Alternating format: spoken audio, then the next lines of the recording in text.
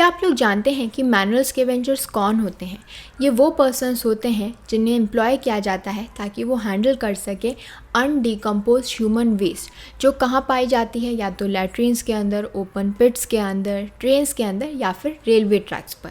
इन्हें कोई भी एम्प्लॉय कर सकता है, कोई भी पर्सन जो कि उनके विलेज का है या फिर कोई एजेंसी, कॉन्ट्रैक्टर। और इस बात से फ़र्क नहीं पड़ता है कि इन्हें रेगुलर एम्प्लॉयमेंट मिला है या फिर एक कॉन्ट्रैक्चुअल बेसिस पर है। इसके अलावा एक और ग्रुप ऑफ पीपल होते हैं जिन्हें हम सफाई कर्मचारी बोलते हैं, विच इज़ क्लीनलीनेस वर्कर्स, और इन्हें भी कई बार मैनुअल स्कैवेंजर्स ही कंसिडर किया जाता है। अगर हम गवर्नमेंट डेटा की बात करें, according to which 971 people have died between 1993 to 2021 due to cleaning of sewers and septic tanks. दो इस रिगार्ड के अंदर हमारे पास लॉज हैं, लेजिस्लेशंस ने लॉज बनाए हैं, लेकिन अब भी इतने सारे लोगों की डेथ हो रही है, लोग मर रहे हैं because of this manual scavenging. अब वो कौन कौन से लॉज हैं जो इससे डील करते हैं? The employment of manual scavengers and construction of dry latrines prohibition act of 1993, Prohibition of Employment as Manual Scavengers and their Rehabilitation Act of 2013,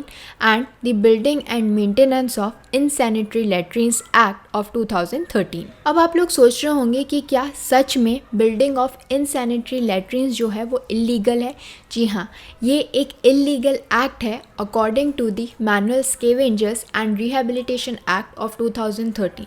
so कोई भी पर्सन अगर इस तरीके की इनसैनिटरी लैट्रिन्स बनाता है तो वो एक इलीगल एक्ट है इस लॉ के अंदर। और अगर कोई भी पर्सन, म्यूनसिपैलिटी, पंचायत या फिर एजेंसी इस तरीके की इनसैनिटरी लैट्रिन बनाती है जहाँ पे जो ह्यूमन वेस्ट है it needs to be removed manually by a person before the waste has properly decompose, तो उस केस के अंदर ये एक इलीगल एक्ट है जिसके लिए आपको सज़ा मिलेगी। और इसीलिए ये लोकल अथॉरिटीज़ की ड्यूटी है कि वो टाइम टू टाइम इंस्पेक्ट करें अपने एरिया में कि इस तरीके की कोई भी इनसैनिटरी लैट्रिन्स तो नहीं है, और ये मेक श्योर करें कि वो अपने एरिया में प्रॉपर लेट्रिन्स बनवाएं, प्रॉपर क्लोज्ड एरियाज बनाएं जो कि हाइजीनिक हो, और उनको फंक्शनिंग को देखें, उनके मेंटेनेंस को देखें। और अगर वो ऐसा नहीं कर पा रहे हैं और कोई भी पर्सन जो है इस तरीके की इनसैनिटरी लेट्रिन्स बनवा रहा है, तो इन दैट केस उन लोगों पे पनिशमेंट लगेगा। सो वो पर्सन्स जिन्होंने पहली बार इस तरीके का कुछ भी कंस्ट्रक्ट कराया है या फिर जो एम्प्लॉय कर रहे हैं लोगों को for this work, then in that case जो उन्हें पनिशमेंट मिलेगा jail time of up to 1 year and fine up to 50,000 rupees. और अगर एक बार करने के बाद भी दोबारा वो ऐसा ही काम कर रहे हैं, देन इन दैट केस जो उनको जेल होगी वो होगी 2 साल के लिए। इसके अलावा उन पे 1 लाख रुपए का फ़ाइन भी लगेगा। अब हम ये तो समझ गए कि ये लोकल अथॉरिटीज़ की ड्यूटी है ये देखना कि इस तरीके की इनसैनिटरी लैट्रिन्स जो हैं वो उनके प्रेमाइसेस में, उनके एरिया में जो है ना हो। लेकिन अगर उन्हें इस तरीके का कुछ भी डेवलपमेंट मिलता है तो उस केस में उन्हें उसको डिमोलिश कराना पड़ेगा, और इसे डिमोलिश कराने की जो ड्यूटी है वो ओनर की होती है। यानी जिसने भी उस तरीके का कंस्ट्रक्शन कराया है ये उसे की ड्यूटी है, उस ओनर की ड्यूटी है कि वो उसे जो है डिमोलिश कराए। और अगर वो जगह जो है 2 लोग ओन करते हैं, इन दैट केस दोनों लोगों को जो है बराबर बराबर इक्वली डिवाइड करना पड़ेगा उसके डिमोलिशन का खर्चा। दो स्टेट गवर्नमेंट अगर चाहे तो वो हेल्प कर सकती है ऑक्यूपायर्स को कि जो इनसैनिटरी लैट्रिन्स हैं वो उसे या तो कन्वर्ट करा सकें या डिमोलिश करा सकें, तो वो ऑक्यूपायर की हेल्प कर सकती हैं। लेकिन इसका मतलब ये नहीं है कि ऑक्यूपायर जो है वो ये एक्सक्यूज़ दे कि क्योंकि स्टेट गवर्नमेंट ने मेरी हेल्प नहीं की इसीलिए मैं इसे ना तो कन्वर्ट कर रहा हूँ ना ही इसे डिमोलिश करा रहा हूँ।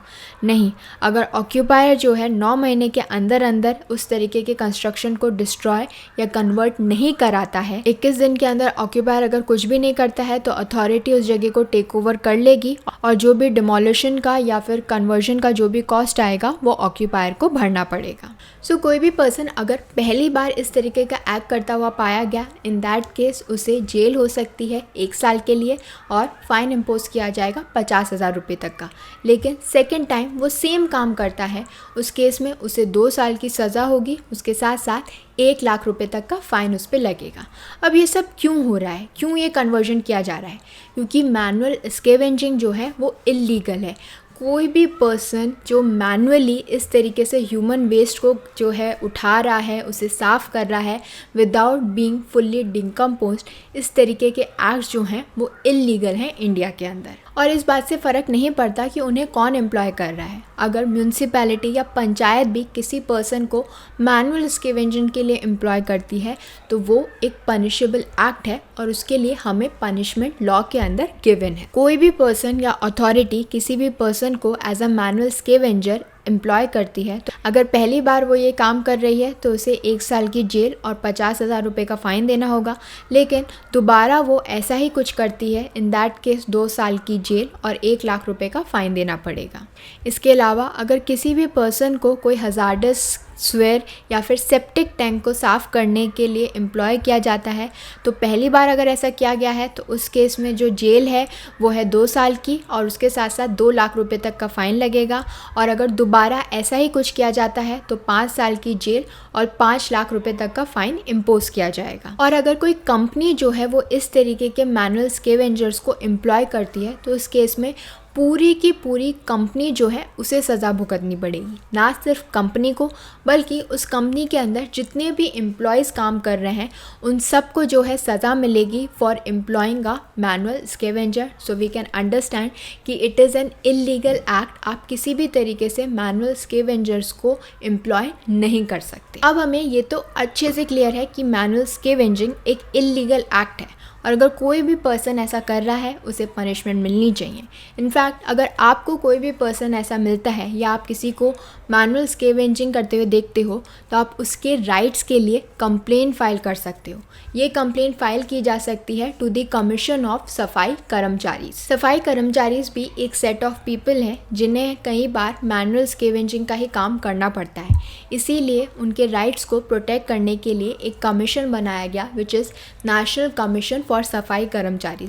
वहाँ पे जाके आप उनके राइट्स के लिए कंप्लेंट फाइल कर सकते हो। जब आप कमीशन के पास इस तरीके की कंप्लेंट फाइल करोगे तो उस समय कमीशन जो है वो इंक्वायर करेगा into the complaint and will report them to the offices of the municipalities and the panchayat with the recommendation for further actions. तो इस तरीके से आप काफ़ी सारे लोगों को मैनुअल स्कैवेंजिंग की वजह से मरने से बचा सकते हो।